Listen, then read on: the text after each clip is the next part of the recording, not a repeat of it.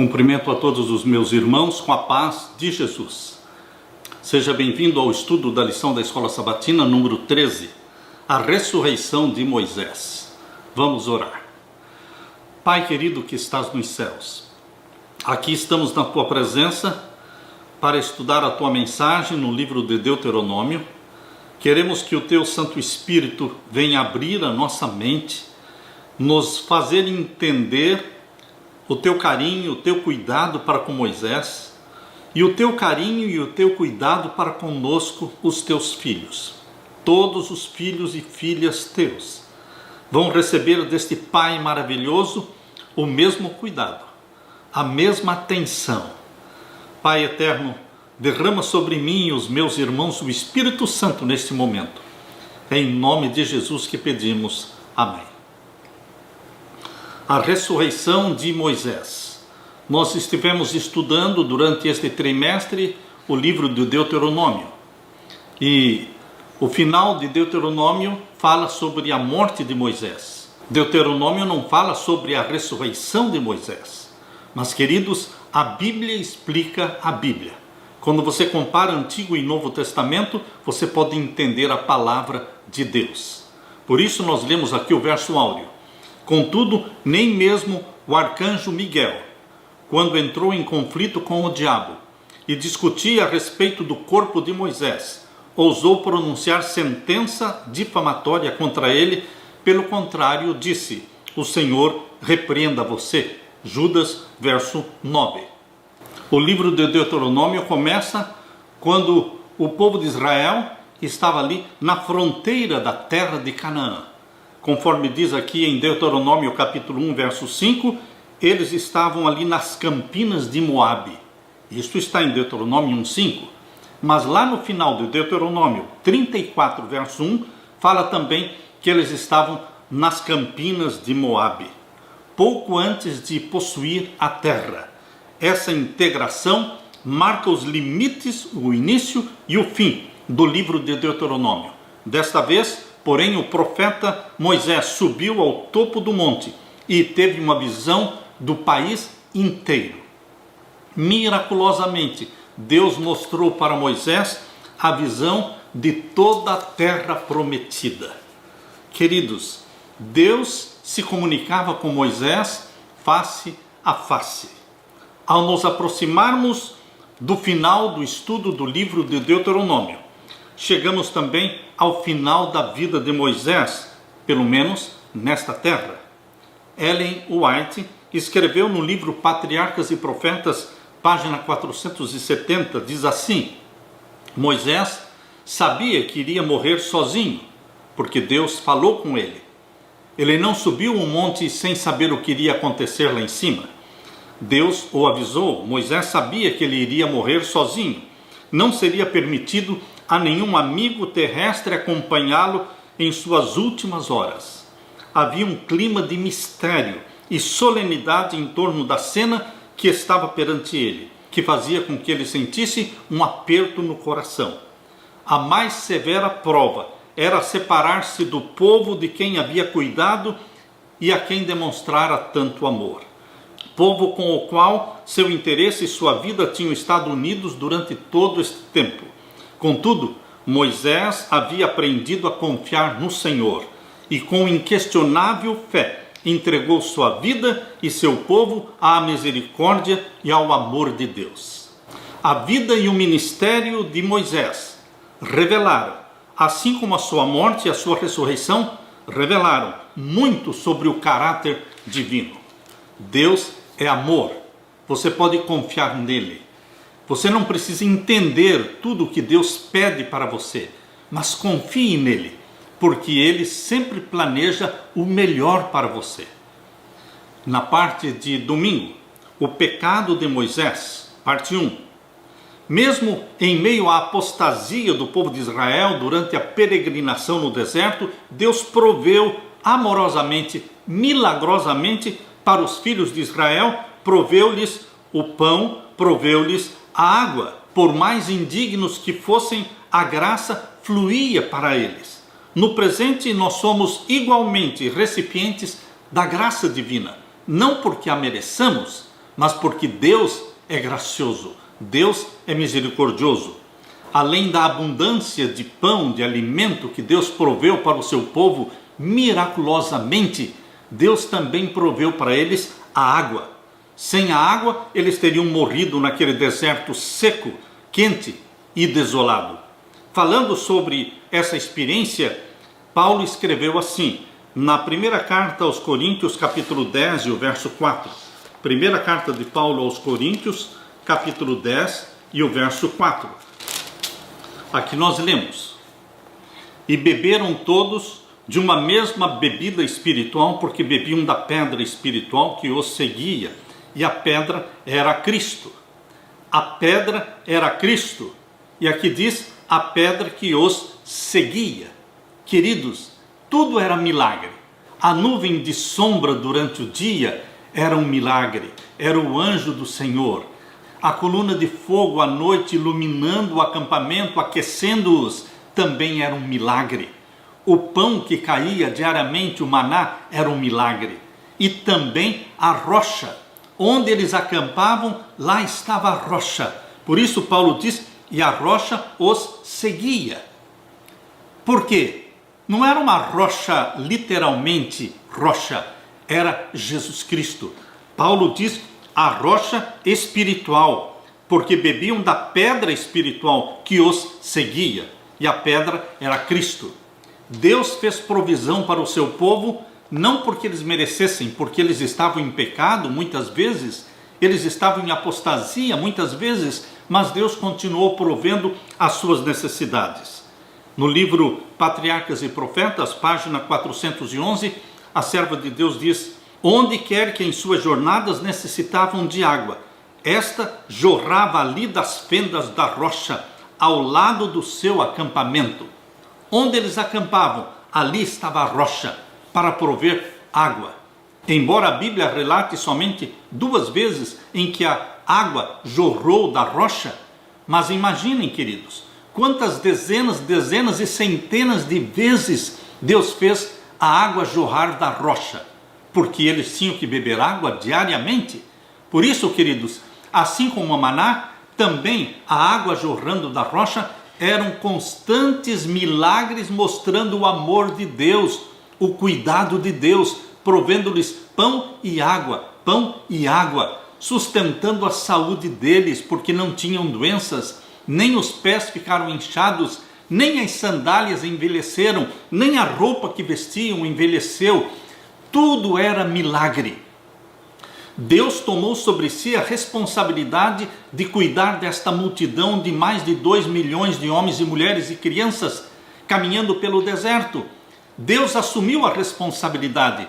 Quando tirou-os do Egito para conduzi-los à terra de Canaã, Deus assumiu esta responsabilidade de cuidar do seu povo.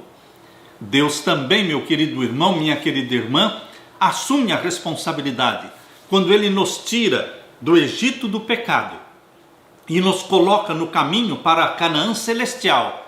Durante todo este percurso que estamos atravessando o deserto, caminhando para a Nova Jerusalém, o novo céu e a nova terra, Deus assume a responsabilidade de prover para você pão e água, cuidados da sua saúde. Ele é que nos preserva em vida. Jesus Cristo, nosso Salvador, é o mesmo ontem, hoje e eternamente. Abra sua Bíblia em Números capítulo 20. Números capítulo 20, e vamos ler então os versos 1 até o verso 11. Números capítulo 20 e o verso 1 até o verso 11. Aqui nós lemos: a morte de Miriam. Chegando os filhos de Israel, toda a congregação, ao deserto de Zim, no mês primeiro, o povo ficou em Cádiz, e Miriam morreu ali, e ali foi sepultada. E não havia água para a congregação, então se congregaram contra Moisés e contra Arão, e o povo contendeu com Moisés, e falaram dizendo: oxalá tivéssemos expirado quando expiraram nossos irmãos perante o Senhor. E por que trouxestes a congregação do Senhor a este deserto, para que morramos ali, nós e os nossos animais? E por que nos fizeste subir do Egito, para nos trazer a este lugar mau? lugar não de semente, nem de figos, nem de vides, nem de romãs, nem d'água para beber? Então Moisés e Arão se foram de diante da congregação à porta da tenda da congregação e lançaram sobre os seus rostos, e a glória do Senhor lhes apareceu.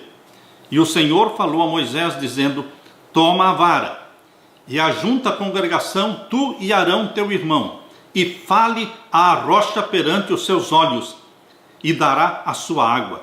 Assim lhes tirarás água da rocha e darás a beber à congregação e aos animais. Então Moisés tomou a vara de diante do Senhor como lhe tinha ordenado. E Moisés e Arão reuniram a congregação diante da rocha e disse-lhes: ouvi, agora, rebeldes, porventura tiraremos água desta rocha para vós? Então Moisés levantou a sua mão e feriu a rocha 2 vezes com a sua vara, e saíram muitas águas, e bebeu a congregação e os seus animais.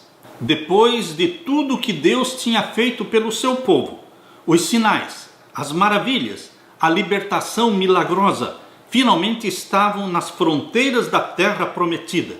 E então, o que aconteceu? Faltou água, e começaram a conspirar contra Moisés e Arão. Será que o Senhor não podia prover água para eles, como havia feito tantas vezes antes? Claro que sim, e Deus o faria. Observe, porém, as palavras de Moisés ao bater na rocha 2 vezes. Moisés disse: agora escutem, rebeldes, será que teremos de fazer com que saia água desta rocha para vocês? Números capítulo 20 e o verso 10. Notamos ira na voz de Moisés, pois ele os chamou de rebeldes. O problema não foi a ira de Moisés, que foi ruim o suficiente, porém muito compreensível, mas o problema foram as seguintes palavras. Moisés falou: teremos de fazer com que saia água desta rocha para vocês?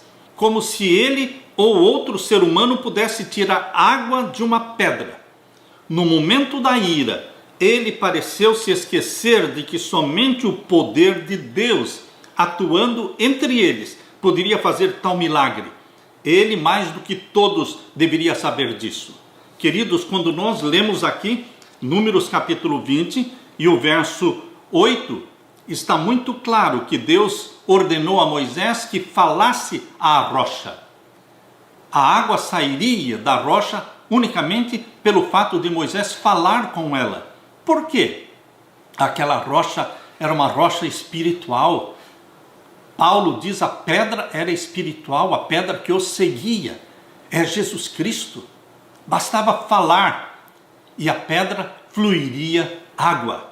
Mas aqui diz que Moisés não somente falou, ele estava irado, ele perdeu a paciência, ele falou de uma forma nervosa e ele feriu a rocha 2 vezes.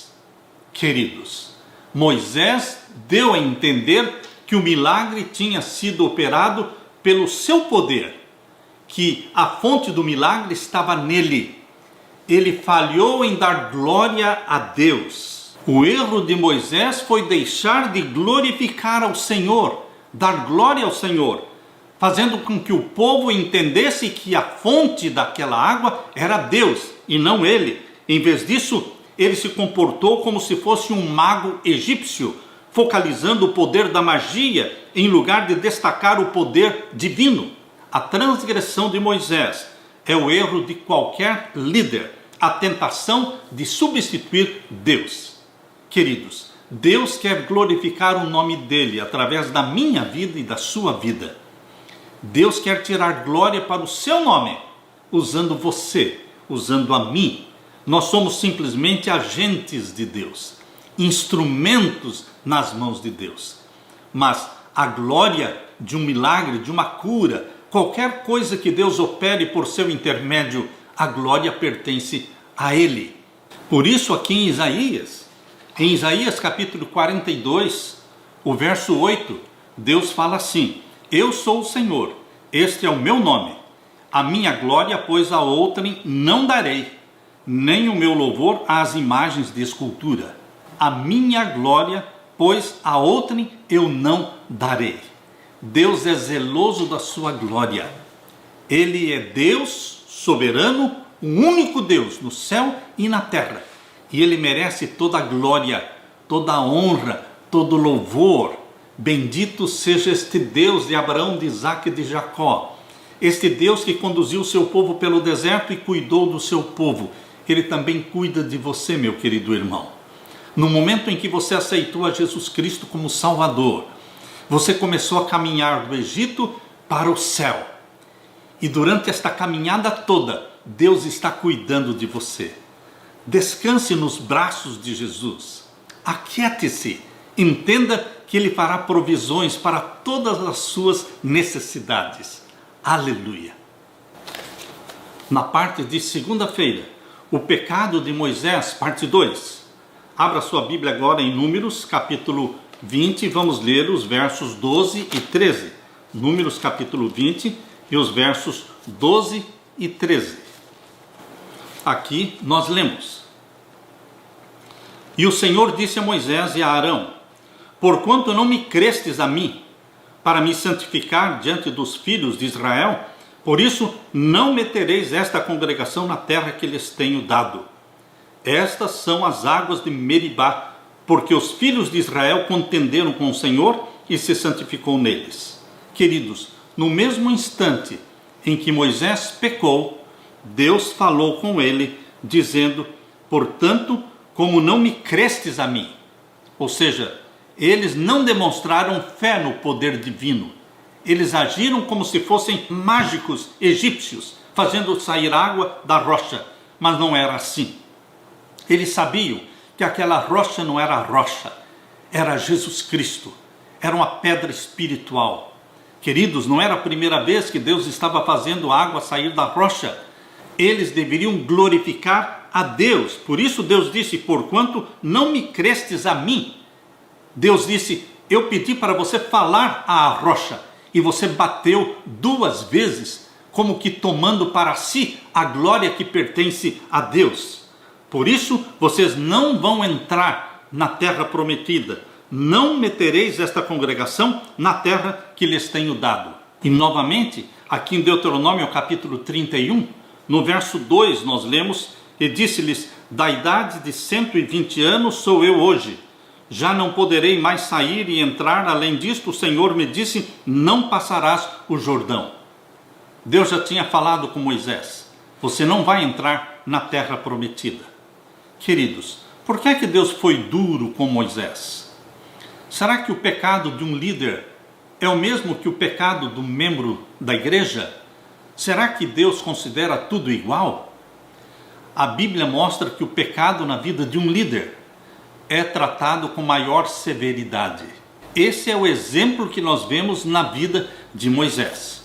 Aqui em Deuteronômio capítulo 34, lemos também no verso 4. E disse-lhe o Senhor: Esta é a terra de que jurei a Abraão, Isaque e Jacó, dizendo: A tua semente a darei. Mostro-te para veres com os teus olhos, porém para lá não passarás.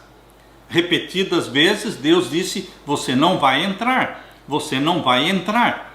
Mas Moisés conhecia Deus. Moisés conhecia o amor de Deus. Moisés não se apavorou quando Deus disse: você não vai entrar. Eu vou mostrar para você a terra prometida, mas você não vai entrar lá. Por que Moisés não se apavorou? Porque ele descansou tranquilamente nos braços de Deus. Porque ele conhecia o amor de Deus. Queridos, quando você conhece a Deus, você sabe que Ele planeja sempre o melhor para você. Se alguma coisa ruim está acontecendo hoje na sua vida, é porque Deus permitiu para algo maior, algo melhor. Moisés entendia, não entrar na terra prometida, para ele foi uma tristeza, foi uma dor no coração. Mas ele, conhecendo a Deus, sabia: Deus certamente está planejando algo melhor, algo maior para mim. Eu confio em Deus. Segundo o texto que nós lemos, havia mais no pecado de Moisés do que apenas a tentativa de tomar o lugar de Deus, o que já era grande o suficiente. Ele também mostrou falta de fé. Por isso Deus disse: não crestes em mim, o que para alguém como Moisés seria imperdoável. Afinal, esse era o homem que, a partir do evento da sarça ardente, lá em Êxodo capítulo 3, versos 2 a 16, teve uma experiência com Deus diferente do que ocorre com a maioria das pessoas. E ainda de acordo com o texto, Moisés não creu. Números capítulo 20, verso 12, não creu em mim, ou seja, mostrou falta de fé no que o Senhor havia dito e, como resultado, falhou em santificá-lo diante dos filhos de Israel. Em outras palavras, se Moisés tivesse mantido a calma e feito o correto, mostrando a sua própria fé e confiança em Deus em meio à apostasia, ele teria glorificado o Senhor diante do povo e sido novamente um exemplo de fé, de obediência verdadeiras. Observe também como Moisés desobedeceu ao que o Senhor lhe disse especificamente que fizesse. Em Números 20, verso 8, diz claramente que ele deveria somente falar à rocha. Aqui nós lemos, Números 20, verso 8. Toma a vara e ajunta a congregação, tu e Arão, teu irmão, e fale à rocha perante os seus olhos, e dará a sua água. Assim lhes tirarás água da rocha, e darás a beber à congregação e aos seus animais. Fale à rocha. Não era para bater na rocha. E agora lemos também o verso 9, Números 20, o verso 9 e o verso 10. Então Moisés tomou a vara de diante do Senhor, como lhe tinha ordenado, e Moisés e Arão reuniram a congregação diante da rocha e disse-lhes: ouvi agora, rebeldes, porventura tiraremos água desta rocha para vós? Não fez menção de Deus. Aqui nesse momento, Moisés não falou de Deus provendo-lhes a água. Falou: nós tiraremos água desta rocha para vós? Bater na rocha e fazer com que saísse água foi realmente um milagre, mas não um milagre tão surpreendente quanto apenas falar com a rocha, porque isto foi o que Deus pediu para Moisés: fale à rocha. Superficialmente pode parecer que o julgamento divino sobre Moisés foi extremo. Depois de tudo o que ele passou, não teria permissão de cruzar o Jordão até a terra prometida. Desde que essa história é contada, indaga-se por quê? Por um ato precipitado, o que ele esperava por tanto tempo lhe teria sido negado. Nós não entendemos todos os propósitos de Deus. Moisés, a princípio, quando Deus lhe negou entrar na terra prometida, ele não estava sabendo que Deus o ressuscitaria logo em seguida. Mas, queridos, ele confiou em Deus.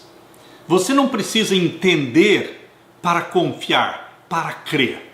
Você tem que crer para entender. É assim hoje. Você pode não estar entendendo tantas coisas que acontecem na sua vida, mas creia em Deus. Permaneça fiel a Deus. E entenda que Deus é amor. Deus é graça. Deus é perdoador. Deus quer salvar você. E Deus pesa e mede cada provação, cada sofrimento, antes de liberar a provação. Antes desta provação chegar até você, passou pelas mãos do Pai Celestial. E Ele nos ama. Assim como Ele permitiu as provações na vida do seu próprio Filho Jesus Cristo na terra, Ele permite também as provações na vida de todos os filhos, de todas as filhas. Porque nós somos filhos e filhas de Deus, gerados pelo Espírito Santo. Deus permite as provações para a nossa purificação, para a nossa edificação, para que o caráter de Jesus Cristo brilhe em você. Aleluia. Na parte de terça-feira, a morte de Moisés. Depois de chegar tão longe e passar por tanta coisa, ficar fora do cumprimento da promessa feita a Abraão, Deus fez a promessa: darei esta terra à sua descendência. Gênesis 12, verso 7. Vamos ler agora Deuteronômio capítulo 34 e os versos 1 até o verso 12. Deuteronômio 34, 1 a 12. Então subiu Moisés das campinas de Moabe ao monte Nebo, ao cume de Pisga, que está defronte de Jericó, e o Senhor mostrou-lhe toda a terra, desde Gileade até Dan, e todo o Naftali, e a terra de Efraim e Manassés, e toda a terra de Judá, até ao mar último, e o sul e a campina do vale de Jericó, a cidade das palmeiras até Zoar.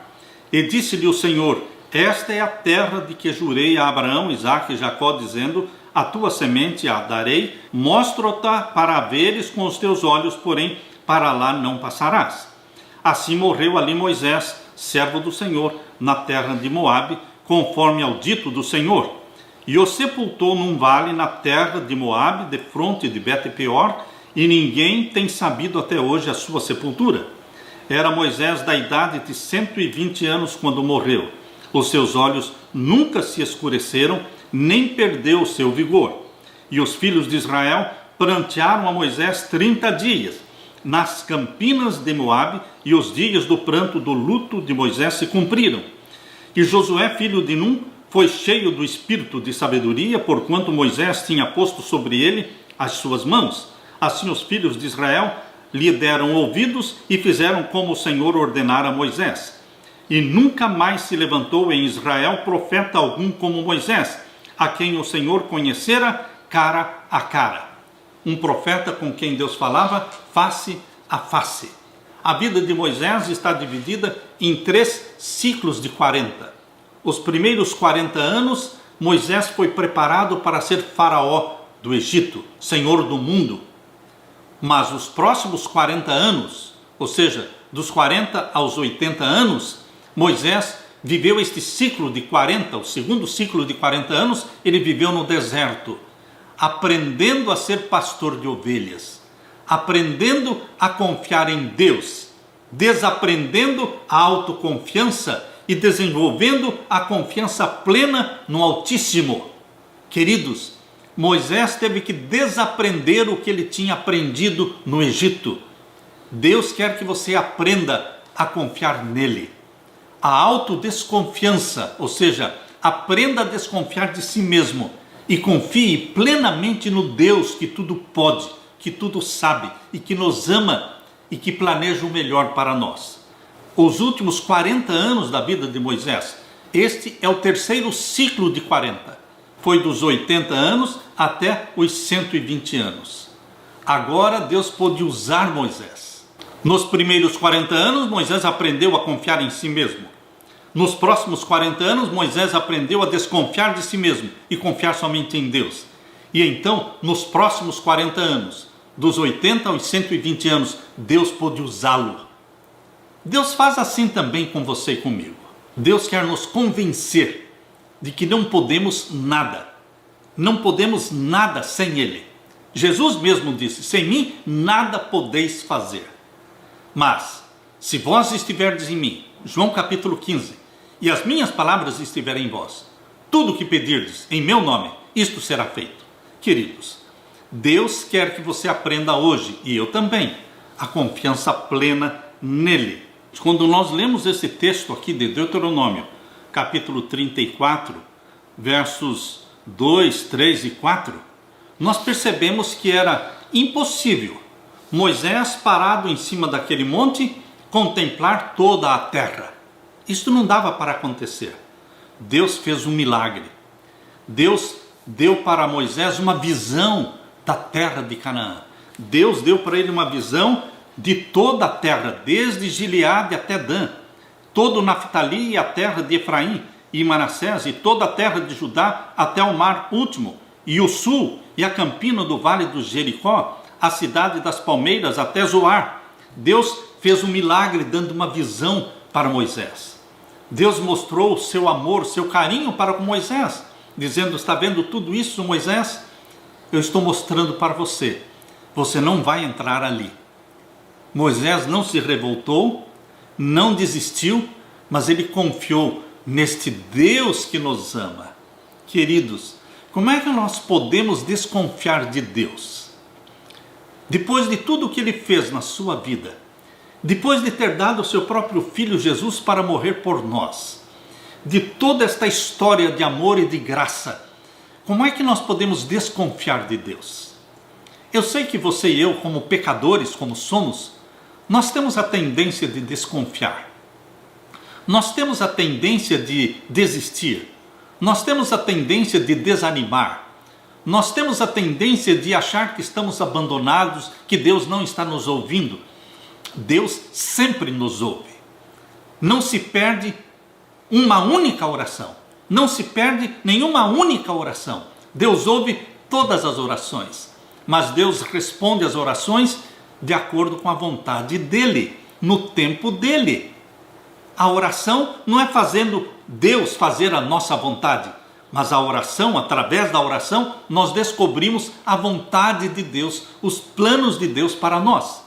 Queridos, a morte de Moisés é narrada na Bíblia para mostrar como os filhos de Deus podem morrer, tranquilos, confiantes em Deus. Por isso a palavra de Deus diz, lá em Apocalipse, capítulo 14, abra sua Bíblia, em Apocalipse capítulo 14, falando da morte dos filhos de Deus, aqui nós lemos.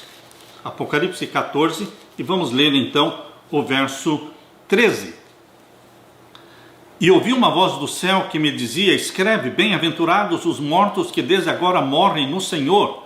Sim, diz o Espírito, para que descansem dos seus trabalhos e as suas obras os sigam. Moisés está entre os bem-aventurados que morreram em Cristo Jesus, descansou das suas obras, e as suas obras seguem, falando do amor de Deus. A vida e a obra de Moisés, elas continuam revelando o amor de Deus, o cuidado de Deus. Eu posso imaginar Deus falando com Moisés, depois de você ver toda esta maravilhosa terra que eu prometi para o meu povo, você vê que eu vou cumprir com a promessa que eu fiz a Abraão, Isaque e Jacó. E Deus diz, eu também vou cumprir com a promessa que eu fiz a você.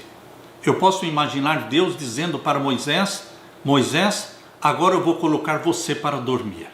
Deita aqui, Moisés. E Moisés, pacientemente, confiando no poder deste Deus que é o nosso Pai Celestial, Moisés ali se deitou e Deus o colocou para dormir. O sono da morte. O sono da morte do qual somente a voz de Deus vai nos despertar. Queridos, aqui diz simplesmente Deuteronômio 34 e o verso 5.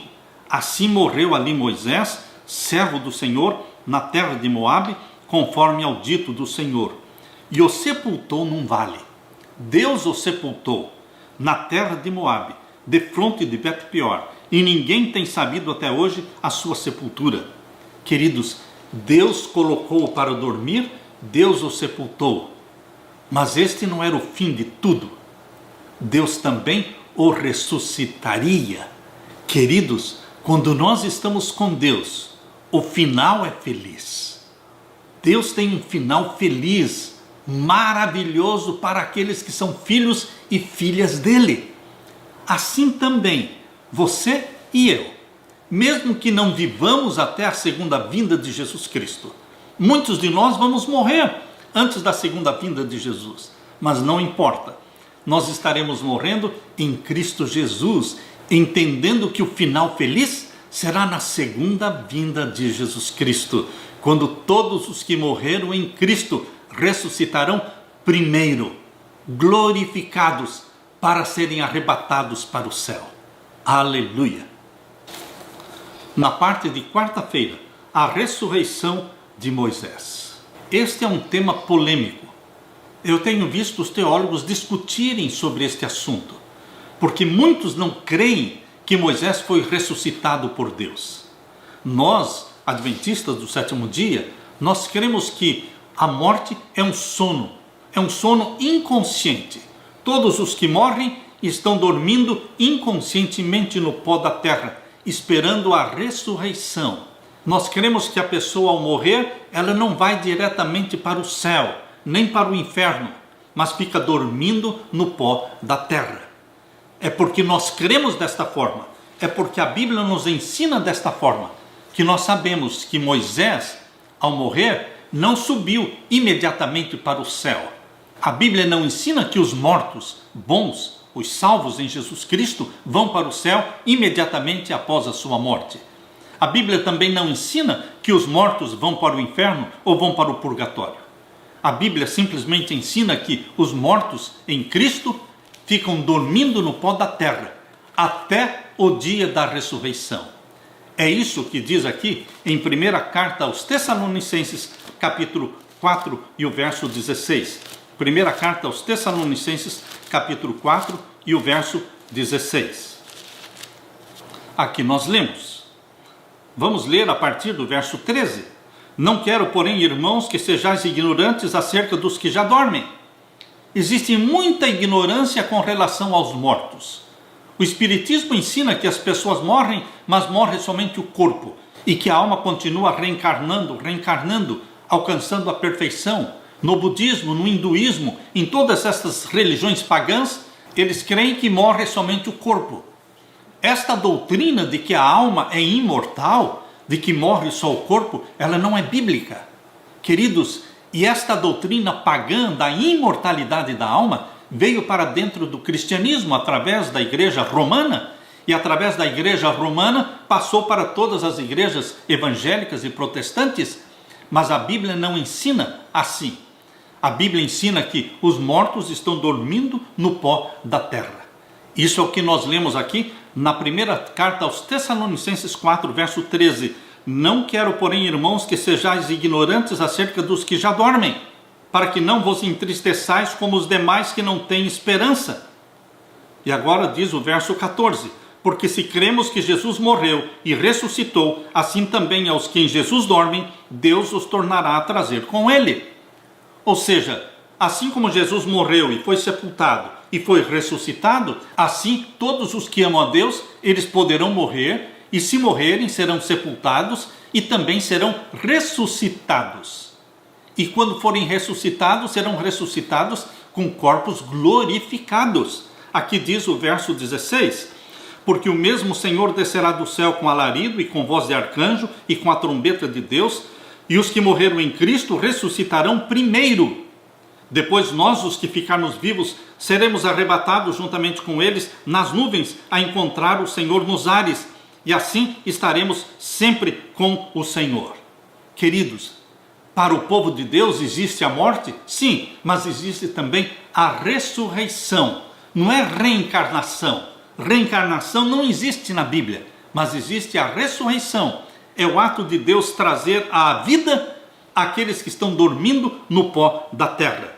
Queridos, quando nós lemos Deuteronômio capítulo 34, versos 5 e 6, fala claramente que Moisés morreu e ele foi sepultado. Ali não fala da ressurreição de Moisés. Porém, o Antigo e o Novo Testamento se completam. E quando você abre a Bíblia aqui em Judas, você abre a sua Bíblia em Judas, que tem um só capítulo, você pode ler então o verso 9 de Judas. E aqui no verso 9 de Judas diz, mas o arcanjo Miguel. Quem é o arcanjo Miguel? Arcanjo quer dizer chefe dos anjos. Quem é o chefe dos anjos no céu? Será que existe um chefe dos anjos no céu? Satanás queria ser o chefe dos anjos no céu. Por isso ele batalhou contra o chefe dos anjos, que é Jesus Cristo. Jesus Cristo recebe o nome de Miguel quando ele está em batalha contra Satanás. Todas as vezes que Jesus entra em guerra, em batalha contra Satanás, ele usa o seu nome de guerra. Nome de guerra de Jesus é Miguel. Miguel quer dizer aquele que é igual a Deus. Só existe um que é igual a Deus. Não existe um anjo que é igual a Deus. Existe o Filho de Deus que é igual a Deus. E ele tem um nome de guerra, Miguel. Por isso, quando fala arcanjo Miguel, está dizendo o chefe dos anjos, chamado Miguel, que é igual a Deus. Quando contendia com o diabo, e aqui ele está contendendo com Satanás, e disputava a respeito do corpo de Moisés. Por que Jesus Cristo, por que Miguel estava disputando com Satanás o corpo de Moisés? Porque Satanás não queria que Moisés fosse ressuscitado. Satanás estava reivindicando Moisés como sendo dele. Ele é pecador, ele me pertence. Mas, queridos, todos aqueles cordeirinhos que morriam no santuário terrestre tipificavam Jesus Cristo, Cordeiro de Deus, que um dia morreria pelos pecadores. E Moisés morreu crendo neste cordeiro simbólico, que era um tipo de Jesus Cristo. Moisés morreu crendo na salvação provida por Deus através do Deus Filho. A Bíblia mostra Moisés como sendo o primeiro pecador que morreu e que foi ressuscitado. O Antigo Testamento fala de Enoque e de Elias, que foram arrebatados para o céu em vida, sem verem a morte. Mas Moisés é o primeiro pecador que morreu em Cristo, crendo em Jesus Cristo, Cordeiro de Deus que tira o pecado do mundo, e que foi ressuscitado, glorificado e arrebatado para o céu. Qual é a certeza que temos de que Moisés foi ressuscitado e foi arrebatado para o céu? Ah, queridos, porque ele apareceu para Jesus Cristo no Monte da Transfiguração. Abra sua Bíblia em Mateus capítulo 17. Em Mateus capítulo 17, você encontra aqui o Monte da Transfiguração. Quando Jesus Cristo foi transfigurado, quando a divindade de Cristo irradiou através da sua humanidade. Ali estavam Pedro, Tiago e João, Jesus, e apareceram também Moisés e Elias. Nós lemos em Mateus capítulo 17. 6 dias depois, tomou Jesus consigo a Pedro e a Tiago e a João, seu irmão, e os conduziu em particular a um alto monte. E transfigurou-se diante deles, e o seu rosto resplandeceu como o sol, e os seus vestidos se tornaram brancos como a luz. Ou seja, era a divindade de Jesus irradiando através da humanidade. E o verso 3, e eis que lhes apareceram Moisés e Elias falando com eles. Se nós não crêssemos naquilo que a Bíblia ensina, de que os mortos ao morrerem não vão para o céu e nem para o inferno, para aqueles que não creem na Bíblia, para aqueles que acham que os mortos ao morrerem já vão para o céu, o fato de Moisés ter aparecido aqui no Monte da Transfiguração não seria, neste caso, uma prova da sua ressurreição. Porque se eles creem que os santos que morrem já vão diretamente para o céu, eles entenderiam que Moisés foi para o céu porque ele, ao morrer, foi levado para o céu. Mas nós cremos na Bíblia, que mostra que os mortos não são levados para o céu na hora da morte. A recompensa não é dada na hora da morte. Queridos, a recompensa tanto dos salvos como dos perdidos não é na hora em que eles morrem, será na hora em que eles forem ressuscitados. Eclesiastes capítulo 9, abra sua Bíblia. Eclesiastes capítulo 9, nós vamos ver então o verso 6, 5 e 6. Eclesiastes capítulo 9 e os versos 5 e 6. Aqui diz, porque os vivos sabem que hão de morrer, mas os mortos não sabem coisa nenhuma, nem tampouco eles têm jamais recompensa, mas a sua memória ficou entregue ao esquecimento. Os mortos não sabem coisa nenhuma. Os mortos não têm recompensa. Mas quando será a recompensa dos mortos? Na ressurreição.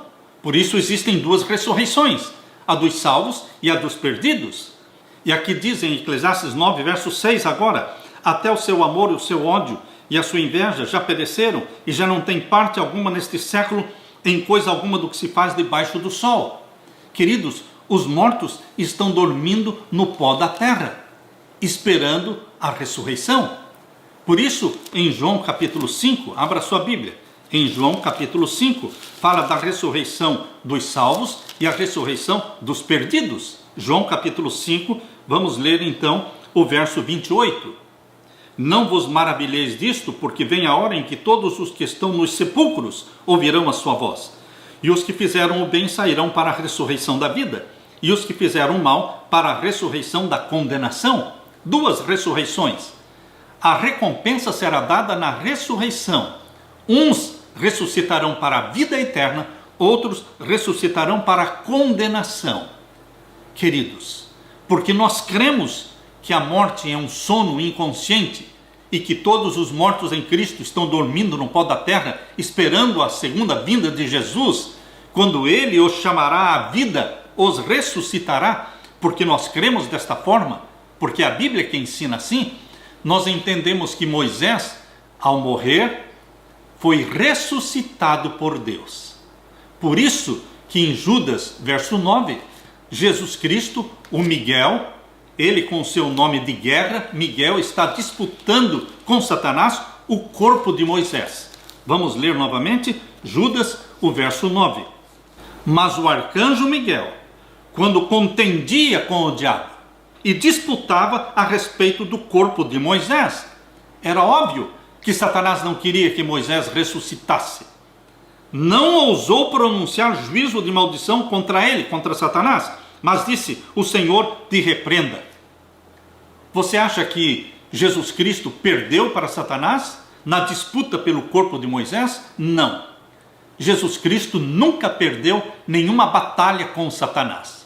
Lá no céu, Apocalipse capítulo 12, fala que quando houve guerra no céu, Miguel, que é o nome de guerra de Jesus, lutava com seus anjos contra Satanás com 1/3 dos anjos. 1/3 dos anjos estava lutando a favor de Satanás.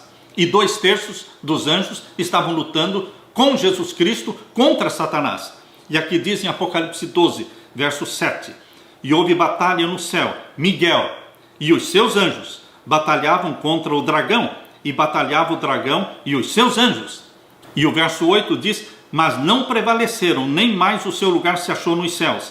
E foi precipitado o grande dragão, a antiga serpente, chamado Diabo e Satanás, que engana todo mundo. Ele foi precipitado na terra e os seus anjos foram lançados com ele. Jesus venceu a Satanás no céu.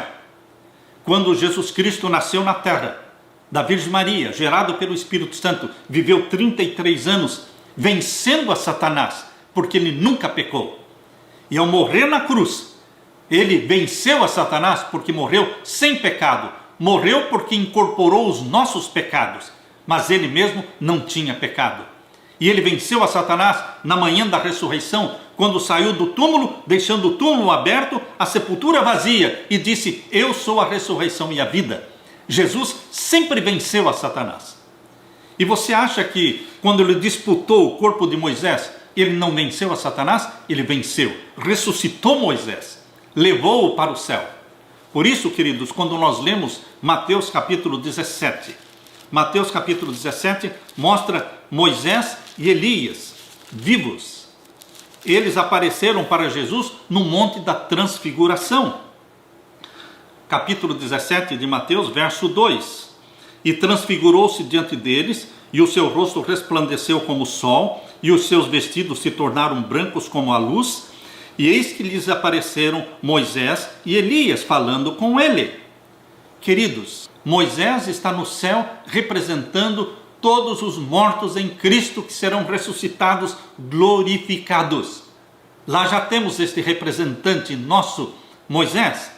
Mas lá no céu também tem Elias. Elias representa todos os que serão arrebatados em vida, sem nunca terem visto a morte.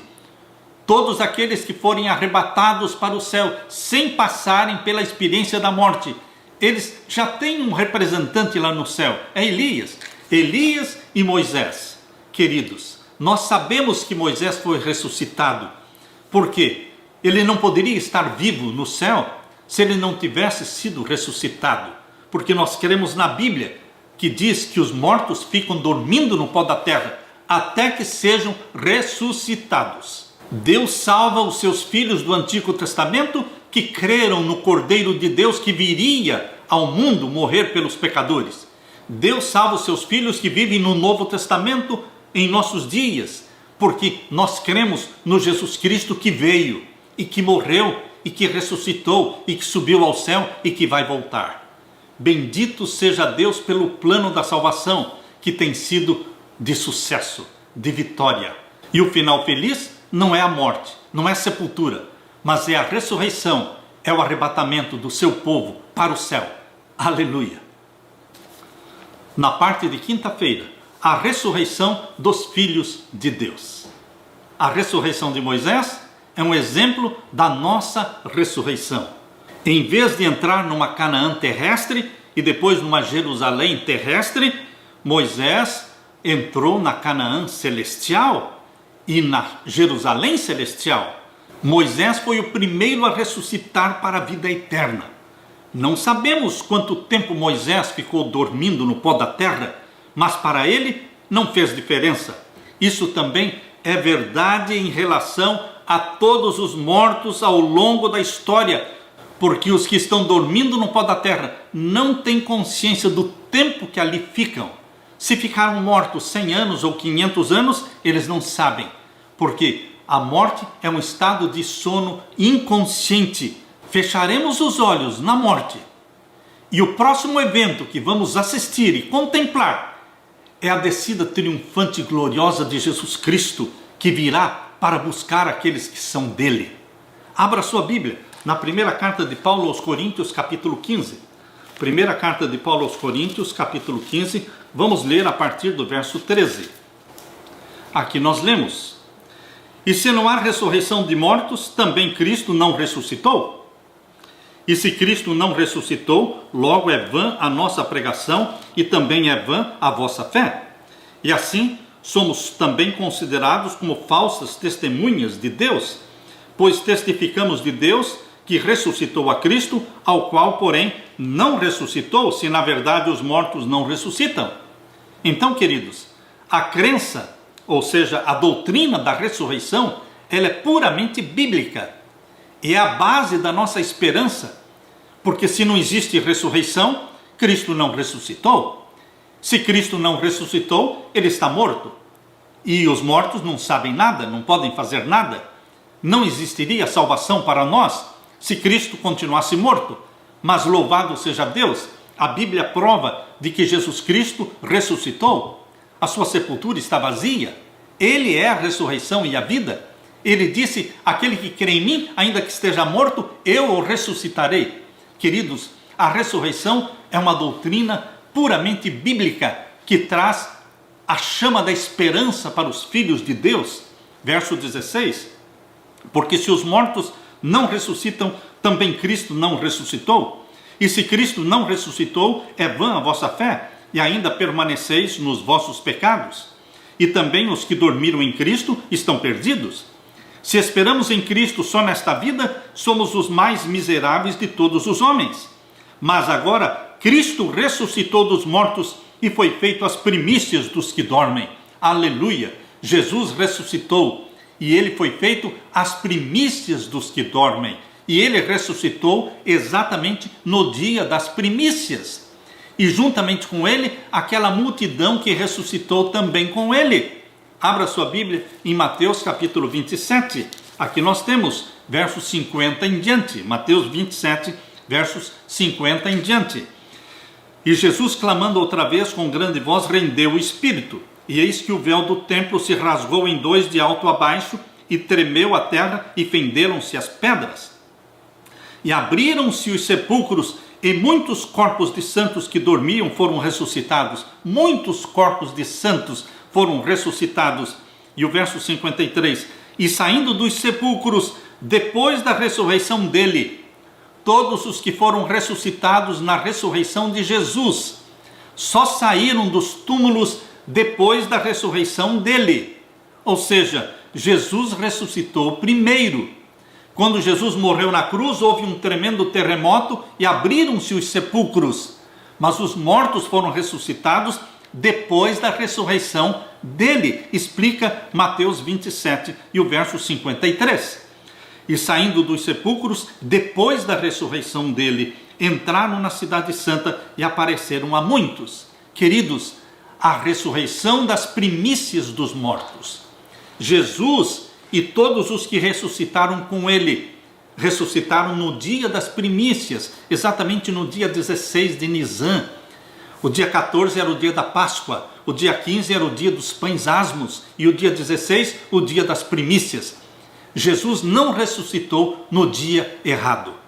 Ele ressuscitou como primícias dos mortos no dia das primícias, e ascendeu ao céu com aquela multidão que ressuscitou com ele, apresentou as primícias diante do Pai lá no céu, e o Pai aceitou as primícias dos mortos. Estas primícias dos mortos ressuscitaram, eles todos glorificados, e já estão no céu. Entenda, meu querido irmão, que do Antigo Testamento nós temos ali a informação de que Elias, Enoque e Moisés estão no céu. Mas esta multidão de primícias que ressuscitou com Jesus Cristo, eles já estão no céu. As primícias dos mortos representam a grande seara de mortos. Todos aqueles que morreram em Cristo e que serão ressuscitados na segunda vinda de Jesus, eles são a seara dos mortos. Mas as primícias desta seara dos mortos já está no céu. Existe também a seara dos vivos, aqueles que nunca vão morrer e que vão encontrar Cristo em glória e majestade sem passarem pela experiência da morte. É a grande seara dos santos vivos. E os santos vivos também têm primícias, que são os 144.000. São primícias dos santos vivos. Agora voltando para 1 Coríntios capítulo 15. 1 Coríntios capítulo 15, vamos ver então o verso 20 em diante. Mas agora Cristo ressuscitou dos mortos e foi feito as primícias dos que dormem. Porque assim como a morte veio por um homem, também a ressurreição dos mortos veio por um homem. Porque assim como todos morrem em Adão, assim também todos serão vivificados em Cristo. Ressuscitados em Cristo. Queridos, aqui em 1 Coríntios capítulo 15, versos 50 em diante, nós lemos: e agora digo isto, irmãos, que a carne e o sangue não podem herdar o reino de Deus, nem a corrupção herda a incorrupção. Eis aqui eu vos digo um mistério. Na verdade, nem todos dormiremos, nem todos morreremos, mas todos seremos transformados, num momento, num abrir e fechar de olhos, ante a última trombeta, porque a trombeta soará, e os mortos ressuscitarão incorruptíveis, e nós seremos transformados. Porque convém que isto que é corruptível se revista da incorruptibilidade, e que isto que é mortal se revista da imortalidade. E quando isto que é corruptível se revestir da incorruptibilidade, e isto que é mortal se revestir da imortalidade, então cumprir-se-á a palavra que está escrita: tragada foi a morte na vitória. Onde está, ó morte, o teu aguilhão? Onde está, ó inferno, a tua vitória? Verso 57. Mas graças a Deus que nos dá a vitória por nosso Senhor Jesus Cristo. Bendito seja Deus pela ressurreição de Moisés, bendito seja Deus pela ressurreição de Jesus Cristo. A ressurreição de Jesus é o penhor e a certeza de que todos os que morrem crendo em Cristo serão ressuscitados. Queridos, aproxima-se rapidamente o dia em que Jesus Cristo vai descer do céu com glória triunfante para buscar aqueles que são dele. Este é o dia mais glorioso da nossa vida. É para isso que estamos nos preparando. Jesus Cristo tem um final feliz. O último capítulo da história do cristianismo não é o túmulo de Jesus, selado pelo selo romano. Não, queridos. A história da vida de Jesus não terminou na morte, mas terminou na ressurreição. Assim também, queridos, a vida sua e a minha vida não vai terminar na morte. Mesmo que morramos, seremos ressuscitados em glória para encontrarmos Jesus Cristo nos ares. E assim estaremos para sempre com o Senhor. Exatamente como diz aqui na primeira carta de Paulo aos Tessalonicenses, capítulo 4 e o verso 17. Primeira carta de Paulo aos Tessalonicenses, capítulo 4 e o verso 17. Depois nós, os que ficarmos vivos, seremos arrebatados juntamente com eles nas nuvens. Eles nas nuvens são os que foram ressuscitados. Os que estivermos vivos seremos arrebatados juntamente com eles, os ressuscitados do verso 16, a encontrar o Senhor nos ares, e assim estaremos para sempre com o Senhor. E agora o verso 18 diz: portanto, consolai-vos uns aos outros com estas palavras. Palavras de consolo, palavras de conforto, de ânimo, para que você não perca o ânimo, que você não desanime. Em breve Jesus Cristo voltará e arrebatará você e a sua família. Aqueles que são de Jesus Cristo, comprados pelo seu sangue, ele virá para buscar aquilo que é dele, propriedade dele. Eis aquilo que nós somos, propriedade de Jesus Cristo, comprados pelo sangue de Jesus Cristo. Ele pagou o preço na sua primeira vinda, e agora na sua segunda vinda, ele voltará para buscar aqueles que ele comprou. Queridos, que bendita promessa, que bendito plano, este sonho de Deus para com aqueles que são filhos e filhas dele. Ora, vem Senhor Jesus, eu deixo com você esta bendita esperança da segunda vinda de Jesus e da ressurreição e do arrebatamento da igreja de Deus para o céu. Um final feliz glorioso. Alegre-se com esta bendita esperança. Deixo com você, meu querido irmão, minha querida irmã, a paz de meu Jesus. Amém.